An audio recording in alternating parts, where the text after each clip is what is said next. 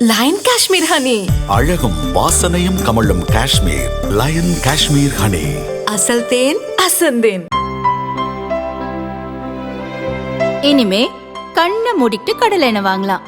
ஏன்னா மந்த்ரா கடலை எண்ணெய் இதயத்தின் தயாரிப்பு. வறுக்க பொரிக்க ஏன் எல்லா சமையலுக்கும் மந்த்ரா தான். மந்த்ரா கடலை எண்ணெய் அபார ருசி, ஆரோக்கியமான உடல் நலம். இந்திய அதிமுக கூட்டணியோட தேமுதிக இணைவதற்கான வாய்ப்பு இருக்கா? பேச்சுவார்த்தை நடைபெறுதா?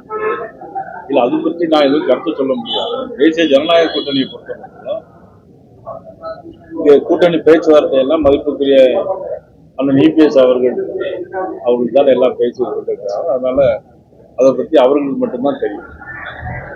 அருண்ராஜ் தாவகட பொதுச்செயலர் வெளியுறவு அமைச்சர் அருண்ராஜ் பாஜக இந்த விஷயத்துல மிரட்டது அப்படின்ற மாதிரி சொல்லியிருக்காரு. கரூர் சம்பவத்தை வச்சு மிரட்டுறாங்க சிபிஐ வச்சு. தமிழிசை பேசுறது பார்த்தா அப்படிதான் இருக்குங்கிற மாதிரி பேட்டி கொடுத்திருக்காரு. யாரு கொடுத்திருக்காங்க? அருண்ராஜ் தாவகோட கொள்கை பரப்பிச்சாரு. பாரதிய ஜனதா கட்சி யாரையும் எங்கேயும் மிரட்டுறது கிடையாது. இது பேச்சுவார்த்தை எல்லாமே மதிப்புக்கான இபிஎஸ் அவர்கள் தான் செய்யறாங்க. அதனால பாரதிய ஜனதா கட்சிக்கும் இதுக்கும் எந்த விதமான தொடர்பு கிடையாது. தேவையில்லாம இந்த மாதிரி விமர்சனங்களை தமிழக வெற்றி கழகத்தினுடைய குழு பேசுவது அது அர்த்தமற்றது, நியாயமற்றது. இது போல பேச வேண்டாம் என்று நான் கேட்கிறேன். அழைக்கல அப்படிங்கிற மாதிரி சொல்லியிருக்காரு. யாருமே அதாவது இந்த கூட்டணி பேச்சுவார்த்தை எல்லாமே ஆனால் இபிஎஸ் அவர்கள் பேசுகிறாங்க.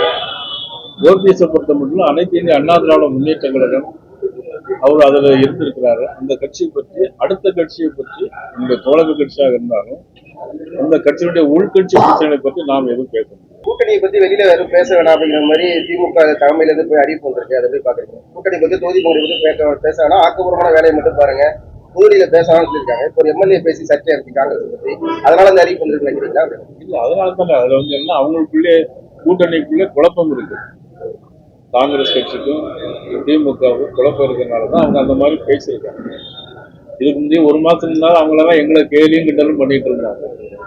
இப்ப அவங்கள பத்தியே பேச வேண்டிய சூழ்நிலை வந்திருக்கு. அவங்க கட்சிக்கு அவங்க ஒரு அறிக்கை விட வேண்டிய சூழ்நிலை வந்திருக்கு.